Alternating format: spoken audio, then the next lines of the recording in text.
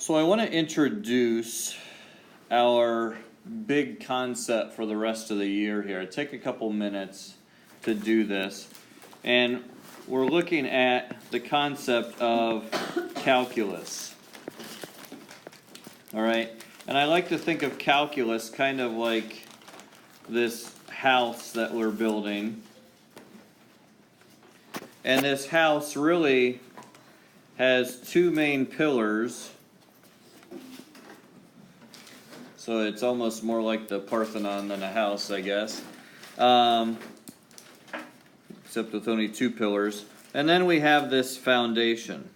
Okay, and what we're going to be looking at here this week is that foundation leading into one of the two pillars. Okay, so the two main things of calculus is finding the derivative, all right, which one of the sets of notation for the derivative is the derivative with respect to x, so d over dx or dy dx, okay. The other pillar of calculus is what we call integration. So that elongated s, all right, stands for integration. So we have differentiation, or taking the derivative of something, and we have integration. Those both, however, have the foundation in what we call the limit. Okay? Taking limits. All right? Now, at the end of pre-calc honors last year, we talked a little bit about limits. All right? So all of you at this point have worked a little bit with limits. So my goal today is to give you a real brief overview of that and build to defining what a derivative is, and then tomorrow we're actually going to practice using that derivative with the limit to find derivatives, okay? So let's look at the limit, all right? A couple of things with notation and just what the idea is here. The limit of a function f as x approaches c, that's what this notation here is giving us. The limit of f of x as x approaches c. C is just some number. So if we had this parabola x squared plus 3, we could take the limit as x approaches 2 of x squared plus 3. And what we're doing, the key here is, the key word in all of this is this idea of approaching. Approach. Keep that in your head. Okay? X is approaching 2 in this case. We approach from the left and we approach from the right. Here in this table, you can see it's getting closer to 2 from the left side, from the values below 2, and from the right, the values above 2. Okay? And we're looking at what is the value of the function approaching. Okay? 6.7, 6.8, 6.9, 7.2, 7.1, 7.08. They're approaching this value of 7. Okay? Now, the reason why we need to keep that idea of approaching in mind is, while in this function we actually had the point 2, 7, we're going to run into functions where this point doesn't actually exist. It doesn't actually hit that point. It simply gets really, really close to it. Okay? There might be a hole there, or there might be an asymptote that we're approaching, or something like that. So the limit is what we are approaching, not necessarily what the function will equal at that point. Okay? Now, I told you we approach from the left and the right. Now, this is notation here. Limit as x is approaching c with the little negative sign. That's our left-hand limit. We're approaching c from the left side. So in this case here, if we are approaching 2, and we have this notation where x is approaching 2 with the little negative after it, that means that we're coming along here, x is approaching 2 from the negative side. Okay? And you can see here it's getting closer and closer and closer to 0 as we approach 2. So our left-hand limit equals 0.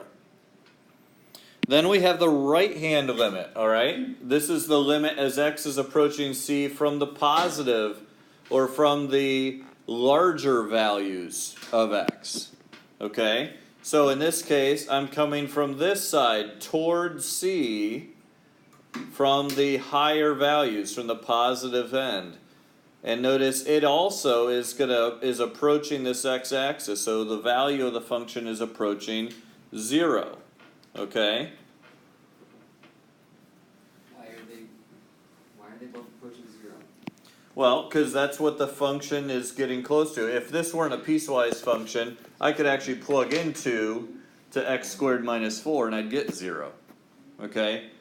I could plug in 2 to 1/2 x minus 1 and I would get 0. Both of those are getting closer and closer to 0 as you do that. We could also make a table like we saw in the previous one. And we could plug in like 1.9 and 1.99 and 1.999, and it would get closer and closer and closer to 0. Oh, so when you say x approaches 2 from the right-hand side, it's approaching from and then going towards 2, right? Yes, so like 2.1, 2.01, 2.001, it's getting closer and closer and closer to 2, but it's from values that are bigger than 2. Gotcha, Okay? Now, because this limit from the left equals 0 and the limit from the right equals 0, since it's approaching the same value, we say the limit as x approaches 2 equals 0. Okay? And that's an important thing here to recognize that sometimes there will be a limit that does not exist. Okay? Now I'm going to provide all of these notes for you, so you don't need to try to write down everything. Okay? But, and also I will tell you this, the concept of the limit is not an emphasis in IB. We're using this as kind of a building block to get to differentiation. Honestly, looking back to 2010, I've never seen one problem that dealt with limits on an IB exam. It's just not an emphasis. Like I said, we want a working knowledge. This is kind of the background, but I think this is an important background to really understand what you're doing, taking the derivative and the integral. All right, so this brings us to, does a limit exist? All right, and there's kind of a 3-part test you can do for whether or not a limit will exist. First of all, there has to be a left-hand limit. In other words, you have to be approaching a specific value as you come from the left. Secondly, the right-hand limit must exist. So as you come from the right, it has to approach a specific value. But this is kind of the most significant one here, is that the left-hand limit has to equal the right-hand limit. Like we just saw on that piecewise function, we were approaching 0 from the left, and our function was approaching 0 from the right, so the limit as x approached 2 was 0. Okay? Here, we have our parent function, radical function, square root of x. Notice the domain is just x is greater than or equal to 0. So guess what? If I tried to take the limit as x approached 0, I could do a right-hand limit as x is approaching 0 from the right. My function is approaching 0. See? It's approaching the x-axis there. However, my function isn't even defined to the left. So I can't approach it if I'm not defined from the left. Therefore, my left-hand limit does not exist. So, we would say the limit as x approaches 0 of square root of x does not exist. Okay? So again, you're going to find points like this in graphs where you're not going to be able to take the limit. And as a result, because the limit is the foundation of the derivative, you're not going to be able to take the derivative either there. Okay? And we'll see that a little later. Now, here's the cool thing. If x were approaching 0.1, we could do that, because that's not the endpoint anymore. All right? You don't have to have very much on the left, you just have to have something on the left to approach it from. Okay? All right, so one of the things with limits that's kind of nice is a lot of times you can just plug the number in, as we saw with the piecewise function, and even with that x squared plus 3, if we had just plugged in the number that we were evaluating for, then we could get the limit. So the question is kind of, when are we allowed to just plug the number in order to figure out what the limit equals? And the answer is, if a function is continuous around, that means on both sides, around the value that x is approaching, then we can find the limit by evaluating the function there. So here, notice we have this rational function, x squared plus 3x plus 2 over 13x plus 8. And there's a vertical asymptote at x equals negative 8/13. Okay? Now, as long as I'm taking the limit as x approaches anything else other than negative 8/13, I can just plug that in. So the limit as x approaches 4, I just plug 4 in and I get my answer. If I wanted the limit as x approaches 10, I just plug 10 in and I got my answer. However, if I wanted to try to think about the limit as x is approaching negative 8/13, if I plug that in, it's not continuous there. Okay? And in fact, I'm going to end up getting something divided by 0. So that's where I'm going to have to do a little bit more work, and understanding what this looks like is helpful, because you'll notice, what's the limit as we approach negative 8/13 from the left? It goes on forever down, so negative infinity, right?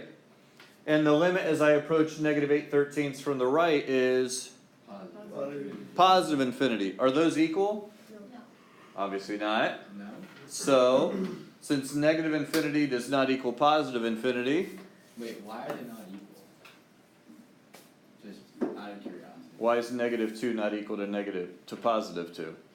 Because they're not the same number. Yeah. So negative infinity isn't going to be the same as positive Oh, infinity. yeah, never mind. That's okay. It's early. So is there still a limit at 4? There is a limit at 4. Oh, just not at, There's a limit as x approaches any other value, just not that one value. Yeah, because there's the vertical asymptote. So we would say the limit does not exist. Okay? All right. Now, there's a couple of different properties here that we can use. I'm going to actually kind of let you guys remind yourself of these as we do some practice tomorrow. Okay? The limit of a constant is the constant. All right? The limit of a polynomial. Polynomials are continuous for all real numbers, right? What did we say? If a function is continuous, how do you get the limit? Plug it in. Okay? So the limit as x approaches c of f of x is f of c. Okay? The limit of a constant multiple. So if I have this function times some constant b, I could take the limit of just the function and then multiply that answer by b. Okay? The limit of a sum is the sum of the limits. Okay? The limit of a product is the product of the limits. So you can see that here's the limit of a sum. You could take that apart and do the limit of the first plus or minus the limit of the second one. Here's the product, f times g. I could do the limit of f times the limit of g. Okay?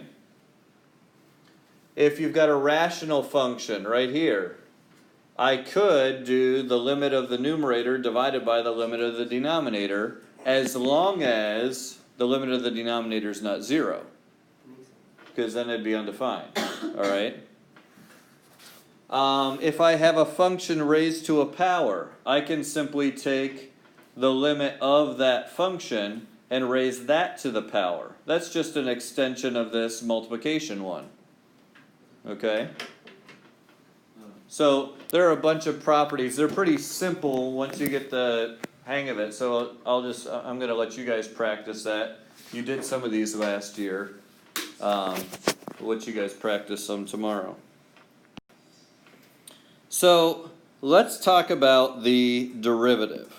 And this is where I want to kind of camp out for a little while and take our time. Okay. So we've been talking about limits. Now we want to talk about the derivative and what a derivative really is. The derivative is at a point, is the slope of the tangent line at that point. Okay?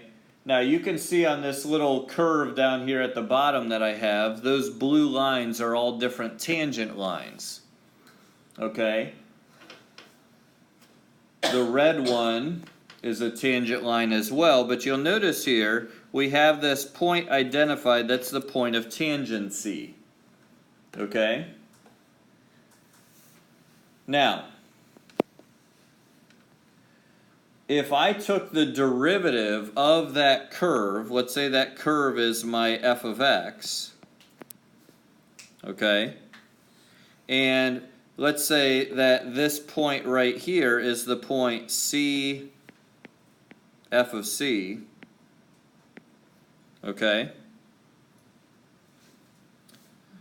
then the derivative at C is going to equal the slope of this line. Okay? And the idea is this. The idea is the function is kind of giving us a path that we're following. The tangent line, you guys are familiar with the idea of centripetal force, you know. If I were swinging something around on a string over my head and I let go, it's in a circular pattern. Wherever it was when I let go, it would fly off in the direction of the tangent to the circle at that point. Okay? So let's say that you're looking from above me and I'm swinging something around above my head here. Okay? So I'm swinging it around above my head and I let go right here. It's going to fly off in that direction. Okay? Now, believe it or not, this is what is used in rocket science. Okay? This is how they get space shuttles back to Earth if they were orbiting the moon. Or this is how they launch satellites out, or explorational things out. They'll get them up into space first of all, get them into Earth's orbit, and then they'll use the momentum that they gain from Earth's orbit to get them, they're spinning around the Earth, and then, hey, we want to shoot it off this direction. So they kick on they only give it enough fuel to get it out, go in the right direction. That minimizes how much weight they have to carry and get off the ground to get into space. All right? So they don't have a ton of fuel to be able to make all these directional changes. So they use the momentum of going around the Earth's orbit. They use the fuel that they've got to get out of the Earth's orbit at just the right time so that they're aiming the right direction.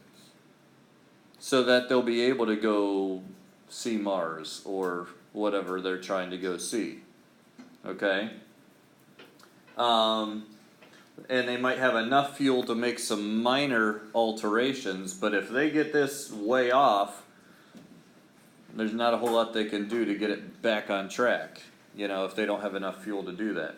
If you're familiar with the Apollo 13 story, that's kind of the issue they ran into. They had problem with their fuel cells, so they weren't going to be able to make the normal alterations to their path. So as they were orbiting the moon and needed to make it back to Earth, they had to do it just right. And they had enough to make like one minor alteration of their path or else they would have either hit the Earth's atmosphere and bounced off and be still floating off into space, or they would have hit the Earth at too sharp an angle and come in and burned up.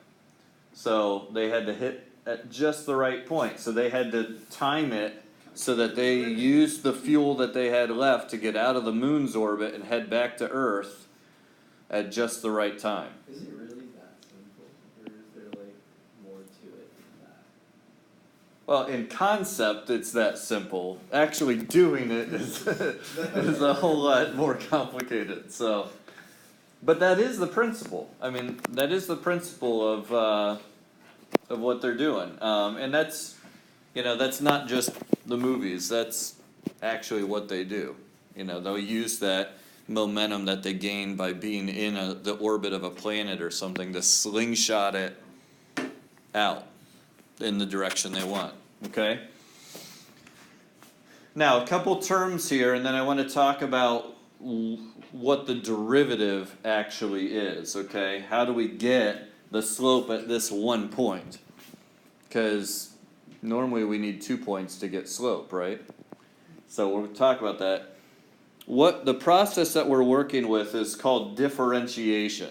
That's just a fancy term for finding the derivative of a function.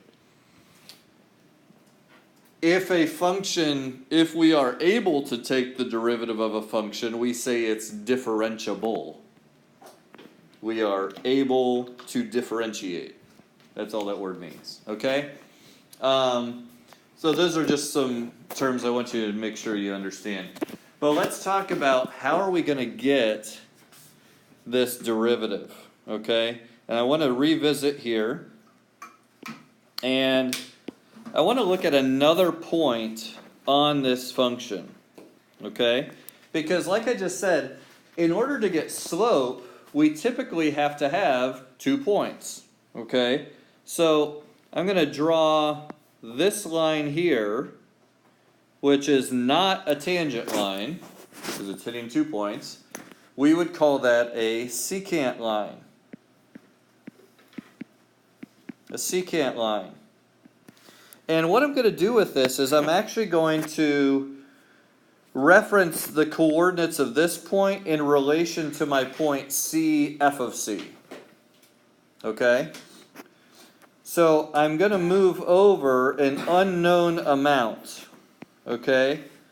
So, and I could do this to the left or to the right. It doesn't matter.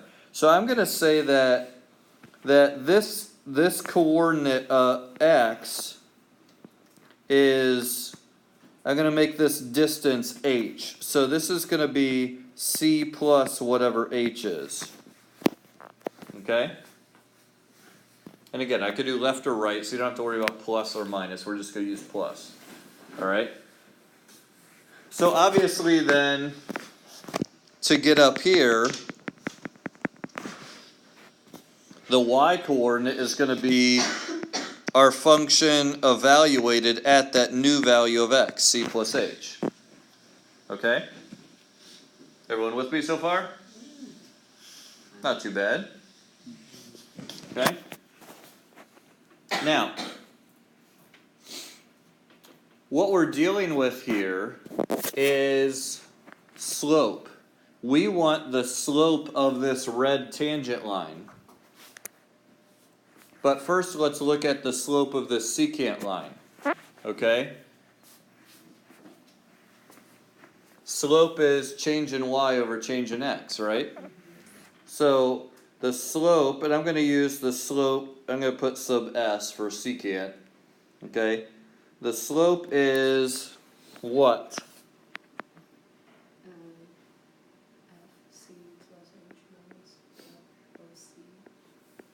F of c plus h minus f of c.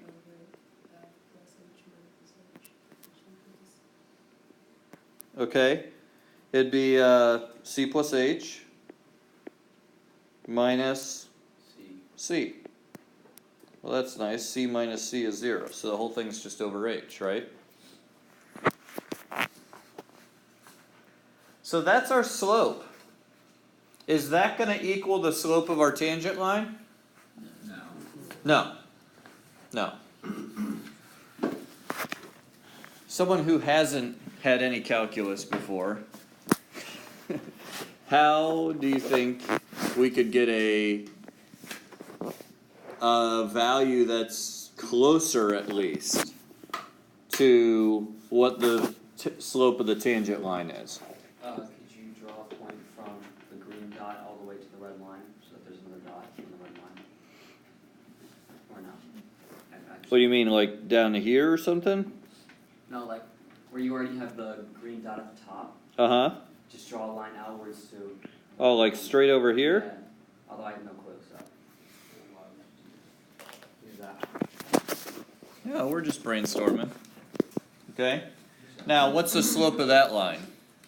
It's gonna be the same as the slope of the green line. If I went straight out, that slope's gonna be 0. 0. 0. Okay? So am I getting closer to the tangent line? Not in that case. And again, remember, I want the slope at that point. At that point of tangency. Okay? Nick? Here's another guess. Maybe if you did something with like perpendicular lines, like if you like not kind like this, you know, the slope would be like 0 for the other one, but if you try to make it perpendicular to the red line, Okay. then you could, I don't know, like aren't they like inverse or something like that, right? The opposite reciprocal? Yeah. Okay, so make some kind of a right triangle and maybe work with that. That might get us there eventually. The 10 inverse at some point. Yeah, like inverse tangent or something like that. I don't know. That might get us there eventually. This isn't a full circle, right? We're just taking into consideration that. It actually doesn't matter in this case. So what if we had chosen a secant line that went to the 2 points of the circle that was parallel to the tangent line? Well, that would. The only problem with that is we don't know what would make it parallel. Oh, yeah. You know? That's true. Because we don't know what the slope of that tangent line is yet. Can we do like parallel line to the tangent line that will come through the green point? Like this? Yeah. Well, again, we don't know what the slope here is. So guys, we need to use this point here. Okay? And Right now, the slope of the line we've got is this. We want this slope. Chloe? Could you possibly flip the triangle to the other side and draw another like line so that it goes like outward? What, like Oh, this? Like the Straight up. triangle just goes like flips to that side. Okay, so like move this green point over here or something? Yeah. I mean I don't know if that'll work. I like the idea of moving the green point. But we don't want to get away from our function. can we put our green point on the red point, inside of the red point? Okay, what if we put the green point right on top of here? What's the slope then? 0. 0 over 0. 0, which is undefined, right? Wouldn't you just? Wait, what? Oh yeah, because It would be 0 over 0. Now we're right there. You guys are close I now. have absolutely no Wait, I'm idea. really confused with what you just said. Yeah. How does it become? If 0? you tried to Why find, is it just because undefined? it's the exact same thing. if it's the same point, then f of x Oh, or you have like a line there and a line. h is going to be Oh, 0. right, Yeah, right. yeah. So, what if we moved the green point to here? Oh, onto the curve. Is that going to give us a closer approximation to what the slope would be? Probably. Well, look at the lines. Is the slope of that purple line closer to what the red line is or further away than what the green line is? Closer. It's closer. And what if I pick this point? That would get even closer. So you really get as close on the curve to tangent. So you're just Okay. gonna get the limit? We're going to get the limit as what? As Is it there approaches approach the tangent point. from the left? As the point approaches the tangency, the point of tangency. Okay, so what's going to make that point get closer and closer and closer? 0? The slope. The slope. what gets closer to 0? The left, The left boundary. the left. The distance, which, how do we find that other point? We moved over h units, right? Yeah. Wait, So The limit of h. we're gonna take the as h- limit as h approaches 0. as h approaches 0 of FX. that f of c plus h minus f of c Oh, I had the formula in front of me the entire time. over h. It's right here. Yeah, it's on the bottom of the page. But, Is it really? yeah. But that's why I zoomed in. Anyways, but that's okay. That's why we're exploring this. But notice here what's happening, guys. Each time here, this h is getting smaller and smaller, right? Now h is only this big. And now h is only this big. H is approaching 0. Now we could never actually make h 0 because it would be 0 over 0, like we saw. But we can take the limit as h approaches 0. And that, guys, is why the limit is the foundation of the derivative. The derivative is found by taking the limit as h approaches 0 of f of x plus h minus f of x all over h. Notice up there I was using c because I was looking at one specific point on a function. Here I have x's because this will actually give us a derivative function where I could plug in any value of x I wanted and it would give me the slope at that point. Okay? And we'll do both. Alright, but there's a couple of different types of notation here for the derivative. Okay? This formula that we have here with the limit is what we call the definition of the derivative. Alright?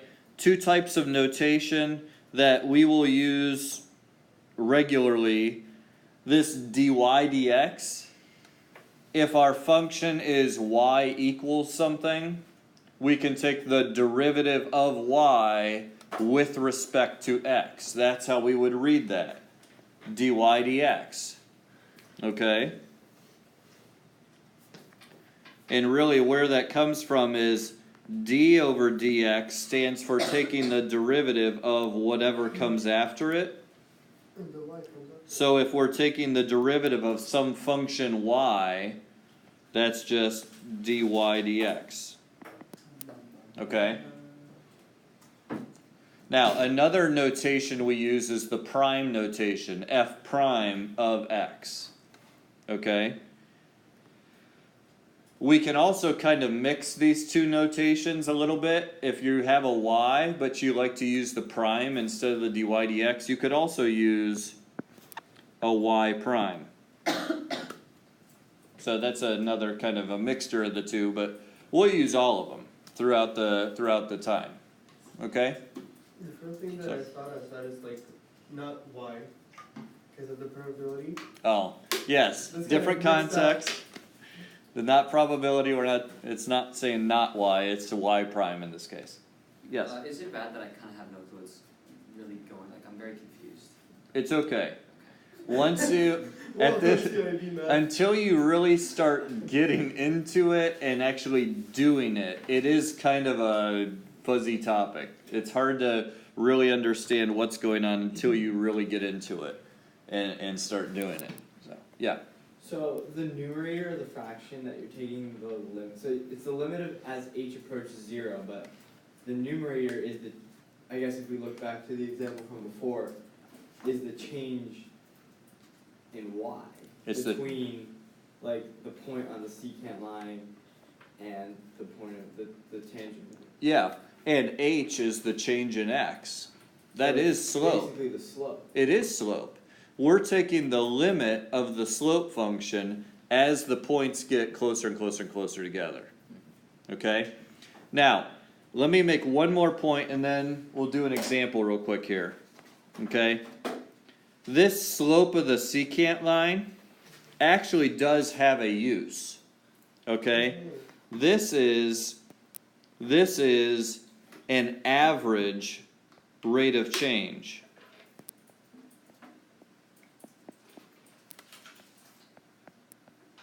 An average rate of change over an interval. So between those 2 points, the average rate of change is going to be the slope of that secant line. This is like what you were doing back when we would say, hey, we drove 300 miles in 5 hours. How fast were we going? Okay. Well, kind of the standard answer was, 300 divided by 5, that's 60. So we were going 60 miles an hour. But we all knew that we weren't going exactly 60 for 5 hours straight. We would speed up, we'd slow down, whatever, but on average, we were going 60 miles an hour. That's the secant line. We got from point A to point B in this much time. What's our rate of change? If we were to model our speed throughout that time, there might be a period of time where we hit traffic and we're going 40 miles an hour, and then things pick up and now we're going 75 and we're going all over, but on average we go 60. Okay? If I asked you, hey, as you were driving that 300 miles, how fast were you going at noon exactly? Then I'm not asking for an average velocity. I'm asking for the precise speed at a moment in time. And that's what the slope of the tangent line is, what we call the instantaneous rate of change or velocity. Okay? Now this is not, the cool thing is this is not just motion. In physics you might do some of this and it's all just motion. Here we could talk about, hey, what's the rate of change in the growth of the population of this city or this bacteria? Okay, at what point is it going to be growing so fast that we're not going to be able to stop it? Okay, as things grow exponentially or something, there might be a certain point at which it's moving too fast, we can't stop it. All right, so that's where different modeling and things come into play here. So, but that's I did want to make that distinction there. There is a use for both of these. Okay, but the tangent gives us the instantaneous rate of change. The secant gives us the average. All right, so I want to do one example of this. One example of finding a derivative. I'm not going to do these limits. I'm going to skip down and we'll look at number 5 here, 5C, and use this as an example of how to find the derivative from first principles. When they say from first principles, we mean using this definition, okay? So, as our example here, we have f of x. You'll notice in our formula we need f of x plus h. So I'm going to first of all find what f of x plus h equals. All right? So we have x plus h squared plus 3 times x plus h minus 4.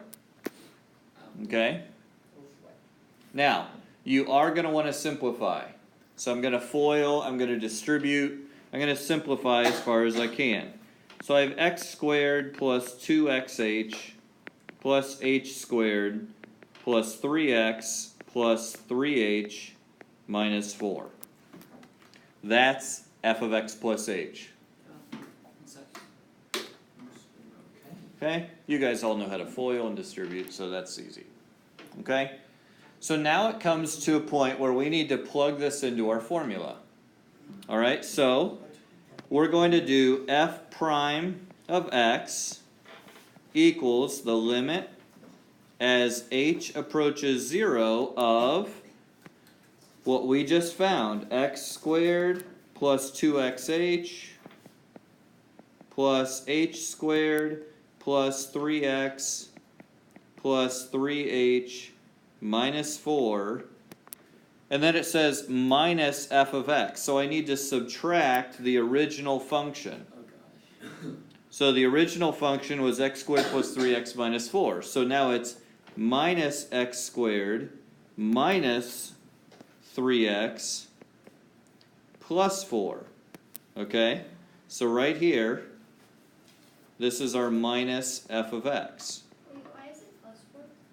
Because I'm subtracting, so I gotta distribute all three the negative to all three parts. Okay? And now this whole thing is over h. So here's the thing, if I plug in h equals 0, guess what I'm gonna get? Undefined. Undefined, yeah. And in fact, I'm gonna get 0 divided by 0. Okay? So let's do some simplifying though. In the numerator, you'll notice I have an x squared and a minus x squared. That's 0.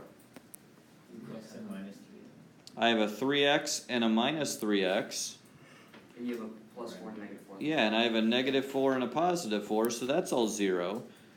So now notice what I end up with. I have a limit as h approaches 0 of 2xh plus h squared plus 3h all over h. What do you notice about everything left over in the numerator? H. They all have h's. So what could I do? You just take divide by h. I could factor it out, or I could divide by h, and notice what happens. Now I have the limit as h approaches 0 of 2x plus h plus 3. That's a linear function, right? Yeah. Linear functions are continuous. So how can I evaluate this limit? Oh, wait, you missed that. I just plug in 0 for h.